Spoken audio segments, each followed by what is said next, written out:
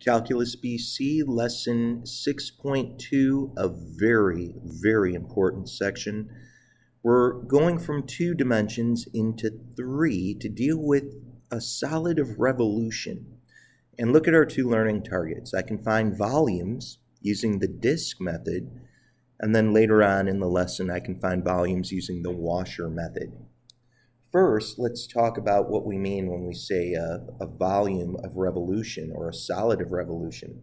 When you revolve a region, an area region, about a line, like the x-axis, like we have here, you can see this graph of f of x is here in blue. We've got this area. But what would happen if we were to revolve this around the x-axis? You'd get this picture right here. You would get a solid. And that's ultimately what we're going to do today. We're going to really get into some cool engineering design problems where we could say, well, how could we create this type of a 3D picture? So the big question is, how can we calculate the volume generated?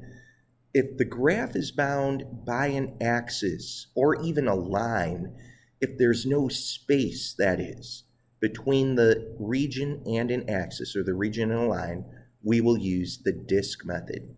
Now, the disk method, just want to show you that you started learning rectangles, rectangle approximation methods to calculate area. You had LRAM, RRAM, and MRAM, and we created Riemann sums.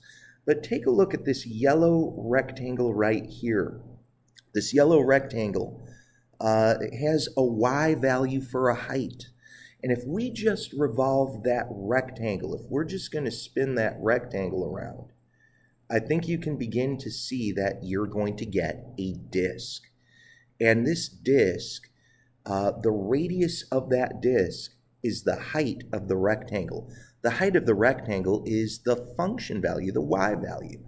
The thickness of the disk is delta x, or the base of your rectangle. So you can see this picture right here. For this particular disk, that would be formed by rotating that yellow rectangle. We have a thickness of delta x, and we have a radius of f of w sub k.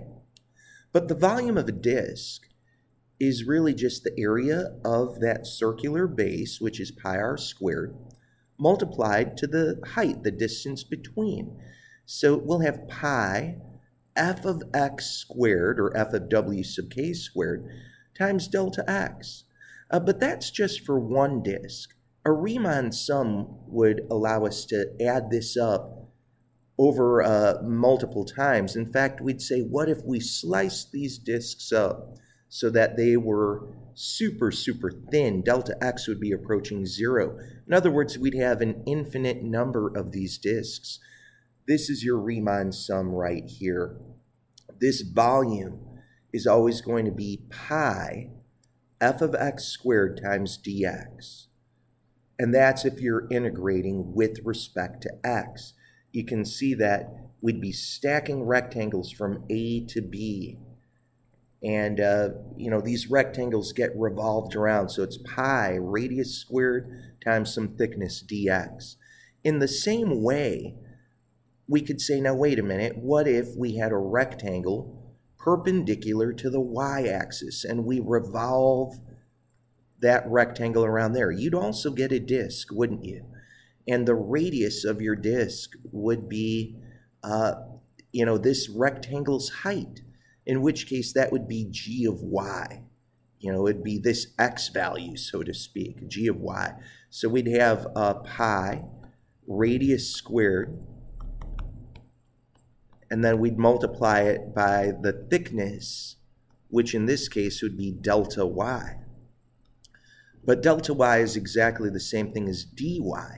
So once again, we'd have an integration, this time going from y boundaries, from c to d, of pi g of y quantity squared dy. Let's jump over here very quickly, just in general, before we plow into this disk method. Super important right here. For this disk method, the rectangles are always perpendicular to the rotated axis. The rectangles are perpendicular, and there's no space between the rectangle and the axis. I'm even going to write that in. No space between the rectangle and the axis. That's a very, very, very important difference, because later on we're going to deal when there is some space. Here's the cool thing. If you want to find the height of the rectangle, I'll tell you what we're going to do. And by the way, this is finding your f of x value. It's always top minus bottom or right minus left. Over and over and over and over again in this unit, you're going to hear us refer to top minus bottom or right minus left. So let's go ahead and see what is occurring here for example 1. For example 1, we've got y equals 1 over x, which is really the Kung Fu Fighter graph. It looks something like so, right? And we're going to be between x equals 1 and x equals 3. Y equals 0 is the x-axis itself, isn't it? And we're going to revolve around, or we're going to spin this about the x-axis. So look, I'm only going to worry about the first quadrant, because my x values are going from a 1 all the way out to a 3. And y equals 0 is the x-axis right here. From this point, I hope you can see very clearly that we have an enclosed region. And we're going to revolve this about the x-axis. I do want to state this to students. A lot of times students get a little nervous and they'll say, oh, wow, I'm not feeling comfortable in terms of drawing a revolved kind of a figure. We've had a lot of very artistic kids who do a beautiful job doing that. But trust me, you don't have to. You can begin to have an idea what that shape might look like. And if you want to draw it, you could. It's kind of a neat looking shape. But look, what you're going to do is go ahead and draw yourself a rectangle perpendicular to this axis. I think it's very important to have that. Up on top, we've got y equals 1 over x. Down below, we've got y equals 0.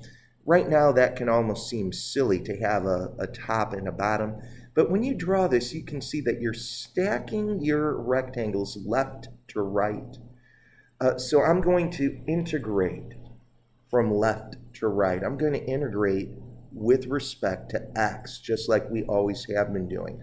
Start building rectangles from 1 to 3. Those are your bounds. But what are we seeing? We're always going to have a pi and a radius squared. And you'd say, well, how do I find this radius, this r value? Well, it's top minus bottom. What's the top boundary? 1 over x. Minus, well, what's the bottom boundary? Y equals 0. Right now, that can seem so very, very strange. But later on, this top minus bottom, or if we were integrating in the other direction, right minus left, will be very, very helpful. I want you to begin to start thinking about it that way. And of course, this just becomes 1 over x quantity squared. Look, for the sake of time, because I want us to be able to do this quickly, we're going to go ahead and just work this out on the calculator. Most important thing is setting this up. At this point, I'm confident that you guys can work an integral like this out. You definitely should. I'm going to leave pi out just for a moment. And I'm going to say, well, I'll have 1 all over x. And then we're going to say bump that up and square it. And, here's your dx. And it only takes a moment to get 0.6 repeating, which, by the way, I think you're going to know is 2/3.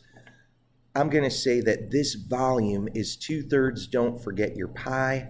Look at that. Of course, we could work it out by hand. This just makes it a little bit quicker. Okay, so you've done your first volume of revolution. Let's take a look at another problem right here where this problem is actually a trig problem. Y equals x squared. You can see we're going to have a parabola that looks something like so. We're going to have y is equal to 2, which goes right across. And we're going to revolve this about the y-axis. Now, guys, please watch out. What makes this a trig problem is we only need to look at the enclosed region here. You see, and as we're revolving this about the y-axis, I guess the point I want to make is if we had the entire object, and as we'd rotate this around, you could almost see that you'd get kind of like a paraboloid, almost looks like a little gumdrop, you know, as we'd revolve that around. Just this green portion does the trick. If you were to go into the second quadrant, you'd be getting double your volume. So, by the way, I like to throw that in on a test question. Watch out. To generate this solid, you don't need to have a region above and below the axis or to the right and to the left. Just choose one. But look, we need to work this thing out. We're going to have a rectangle. We're going to have a rectangle perpendicular to the axis. And you can see right now this is stacking in a very different direction, isn't it? You look right here, you'd say, well, this is not the same direction that we had earlier.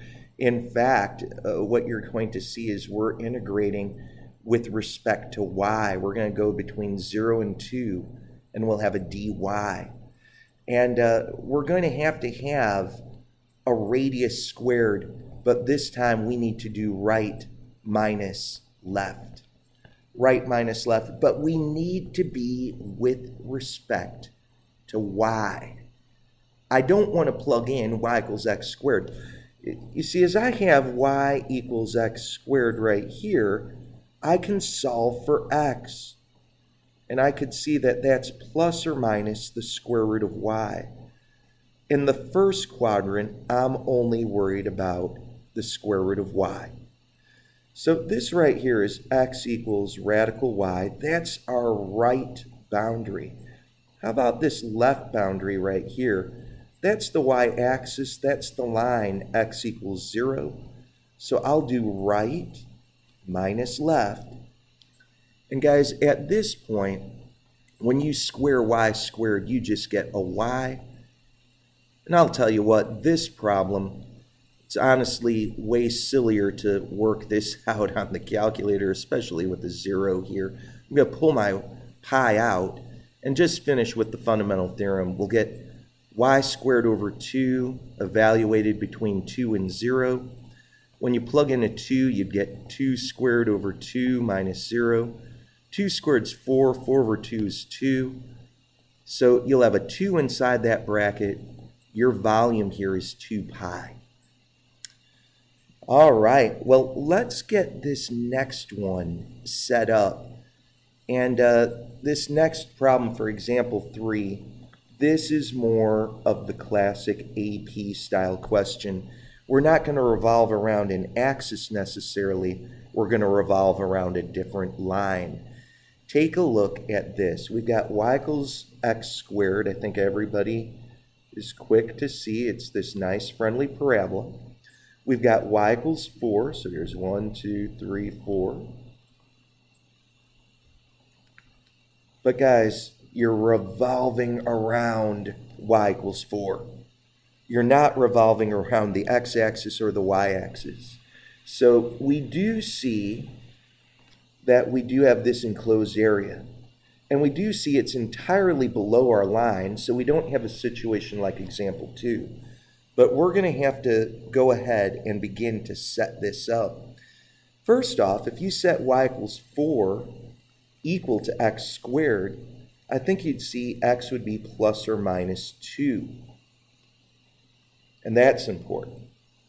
So we're going to finish this problem on the next video.